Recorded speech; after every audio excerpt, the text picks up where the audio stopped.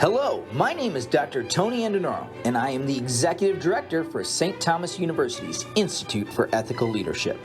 We are so proud to present and welcome you to In the Ethical Arena, the podcast and video series providing candid conversations with local public officials about the leadership, responsibility, and commitment linked to service for communities across South Florida.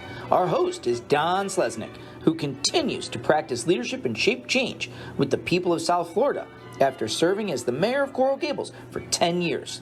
This episode, our podcast and video library, and the amazing perspectives our guests will be sharing create value for aspiring public leaders and those seeking to serve their fellow citizens and lead change for our world. And now, without further ado, I present Don Slesnick.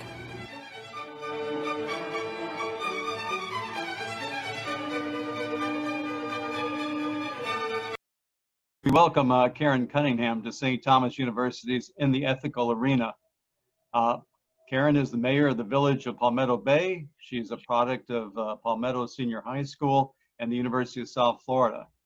She is a public school teacher for 18 years and is an official with the United Teachers of Dade, specializing in public policy and community engagement.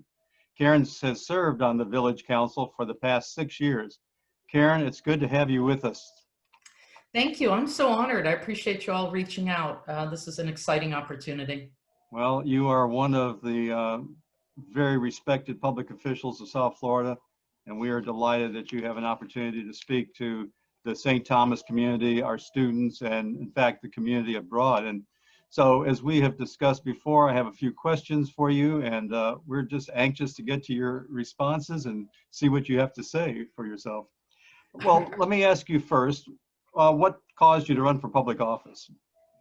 So my journey started with United Teachers of Dade, and I really give the Teachers Union a lot of credit for the journey I'm on, because when I guess it was in about 2004, give or take a year or two, I began working with them. And at some point, the then president, Karyn Aronowitz, I know, Don, you can remember back to that time, had asked if I would join her in Tallahassee.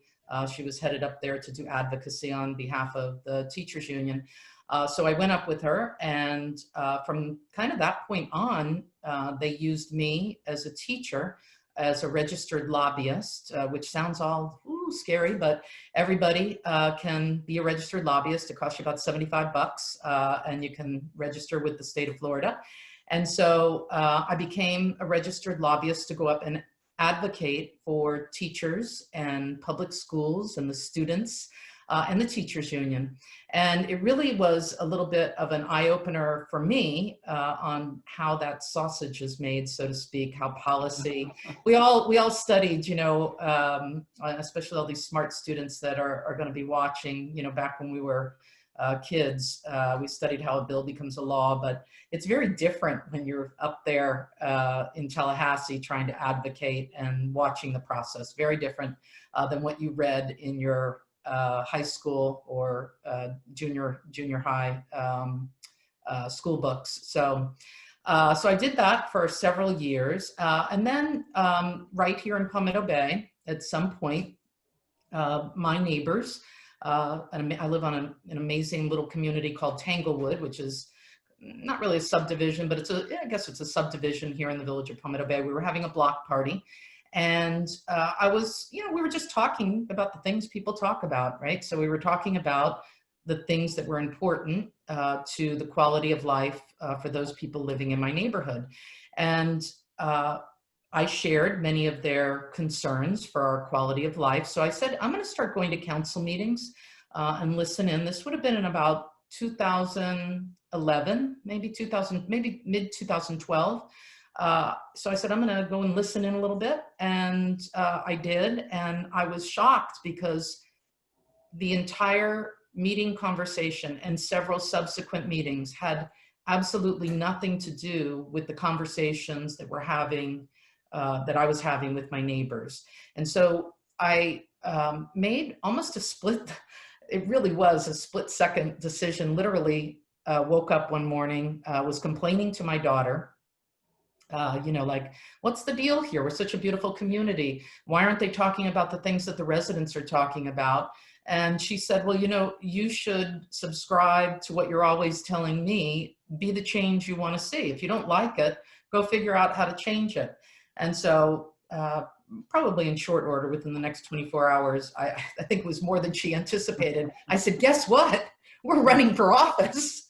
And so that was in 2012. I was running for vice mayor. I lost. And I always tell the story to elementary school kids because that's, that's really my expertise, not these grown-up kids. But I tell the kids, this story that I worked really hard and election day came and what do you think happened? And they all say, you won. And I said, no, I lost. And they're all, oh my goodness, how did you lose? What happened? And so from that point on, I really just started to drill down. I have had a community service in the greater Miami-Dade area, greater South Florida area, but I decided, let me drill down on my community. I started asking people in the community,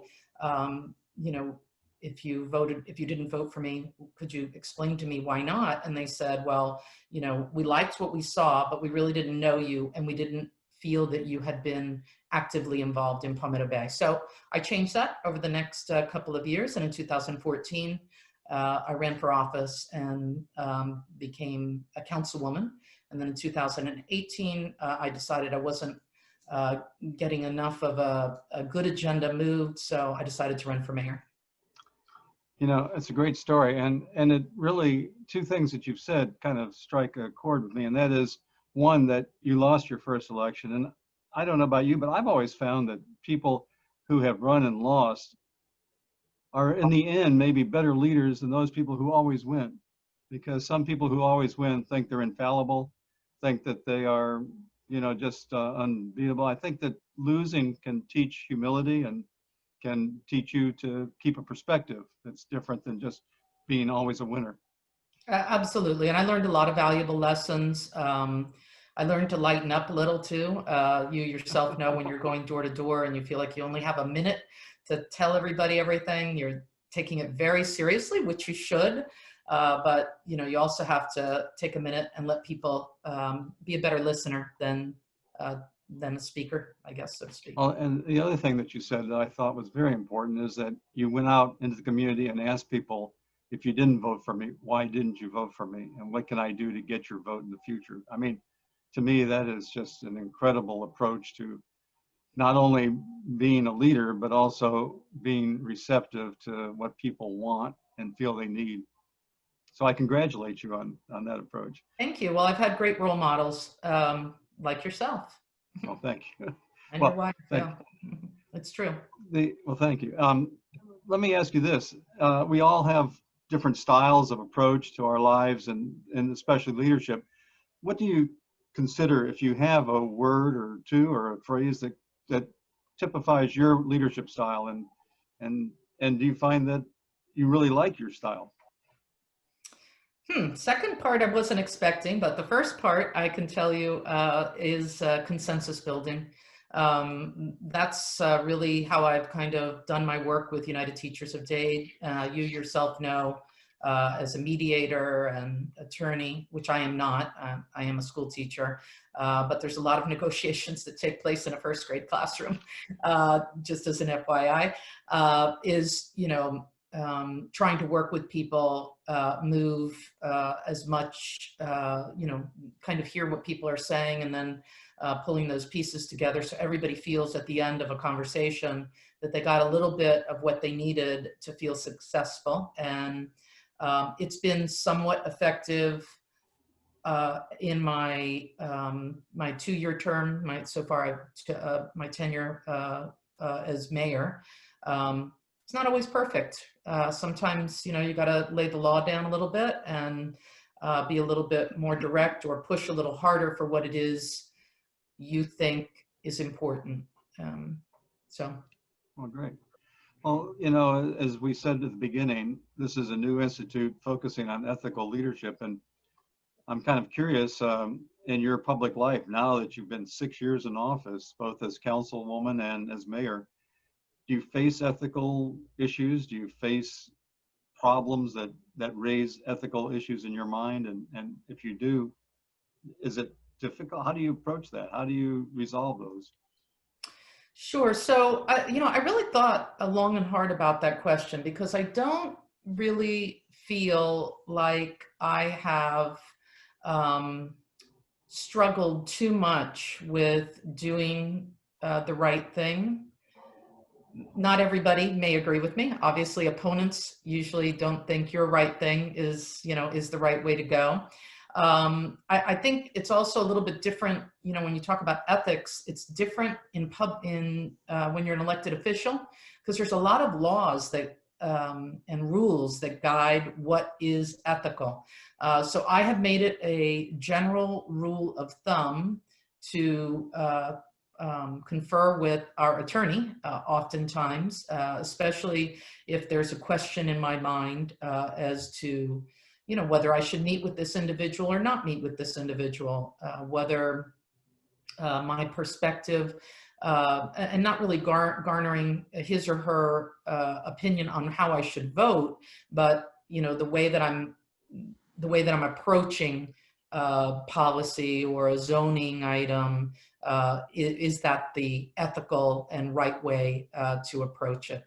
So I have had, and for your watchers, as I said, I want to try and keep it real because some of these folks may decide, and I hope they do, because we need this upcoming generation, which I think they have become super engaged, and I am a big fan of having an engaged constituency here in Palmetto Bay.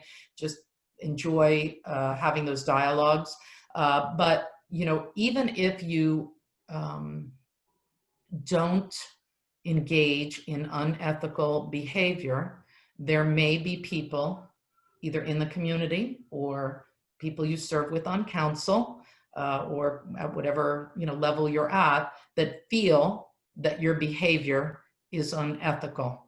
And so there's a whole process for that. And unfortunately, I have had to go through that process multiple times in the past 2 years since I became mayor.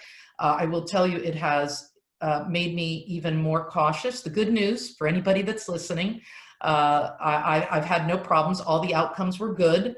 But I think it's made me pause a little bit and not, it can make you frightened and not want to lead in the same way. But that hasn't happened with me. It's just made me pause a little bit because I really don't want anybody in my community to think that I wouldn't be focused just on doing the right thing. And if they think my position is wrong, I want to have that conversation with them. And as it relates to ethics, again, there's a process that people will go through. I actually had 2 potential ethics violations filed by a colleague on council, current colleague, and 2 filed by my former opponent. So, like I said, it's a little bit scary when it happens because you think like, oh my goodness, what did I do? I'm just minding my own business, doing my own thing, and hopefully following all the rules. But those things can happen. Well, they do. And of course, it sometimes makes you question the ethics of people on the other end of the issue. And I've known you long enough and well enough to know that one of the things that I know is that you have a great moral compass inside. And I'm sure that is something that guides you without even thinking through it, that you have a direction that you go in and that from your past and from what you've done, that you're going in the direction that you believe is the right one. So yeah, and I appreciate that. I know that we're all human, and so there is always that potential for making a mistake. Again, that's why there's a process. I've made all of my, all of these complaints a part of the public record in Palmetto Bay because. And I would say this, that I would do the exact same thing if the outcome weren't the positive ones that I've received, because, again, I am human. It is possible that, I might think I'm doing something right and like you make a mistake. So You just have to do the best you can and seek guidance. If you're not sure, ask. Well, I'll tell you, I really appreciate that discussion, because I really think that that gives the students that are watching this, or anyone watching this, the idea that, you know, we are all human, we're all fallible, and what you have to do is keep trying to find your North Star and your true north, and you do the best you can. And I appreciate you sharing that, because it shows that, you know, everybody does not rise to some level where nothing impacts them, nothing affects them. And so thank you. But before we close, you have any final words of wisdom for the watchers of this great interview, and any guidance you might want to give? Well, I don't know that I am any kind of guru, but I think what you need to do essentially is just find your passion, whatever it might be, and kind of drill down on that. For me, it was quality of life for residents here in the past, and currently it's been advocacy for our teachers in public schools, which I consider the cornerstone of democracy. And just kind of expand from there. Find out what makes you tick as you're, you know, in your high school, college years, and then just kind of expand on that. Maybe it'll take you to a path of wanting to run for office because you see there's some kind of change you want to create. I think there's so much potential with all of our young people. I am just really, for me, really just so inspired, I guess that's the word I'm looking for, by the engagement of our youth on issues that are super important to our communities, our state, our nation, and frankly, right now in this pandemic, to the world, you know, to global policy. So, Well, Mayor Cunningham, Karyn, we really appreciate this time we spent with you, and you have been delightful to be interviewed. And we, on behalf of St. Thomas, thank you for what you do for this community, and thank you for what you've done for our program here. And we wish you a great day, a great rest of this month, and get through this pandemic healthy. I know that your people in Palmetto Bay are depending on you to do that. Absolutely, you too. And thanks so much for the opportunity. I'm very honored. I appreciate it. We appreciate it. Well, from us here at In the Ethical Arena, that's a wrap. Another episode in the books. We hope that you've enjoyed this episode featuring Mayor Karyn Cunningham from Palmetto Bay. We want to thank Mayor Cunningham for her time, perspectives, and leadership. As we close, it's apropos to note that leadership is not about knowing, it's about doing. Mayor Cunningham puts that into practice each and every day as she serves our communities. We want to thank her for that, and we want to thank her for being here. We hope that you've enjoyed this installment of In the Ethical Arena, and we hope that you join us again next time. This is Tony and Denaro signing off and reminding you that leadership is a process, one that cultivates action that will grow into amazing things for our world. However, we need you to plant that seed. Thanks so much for listening. Take care out there, and hey, have a great day.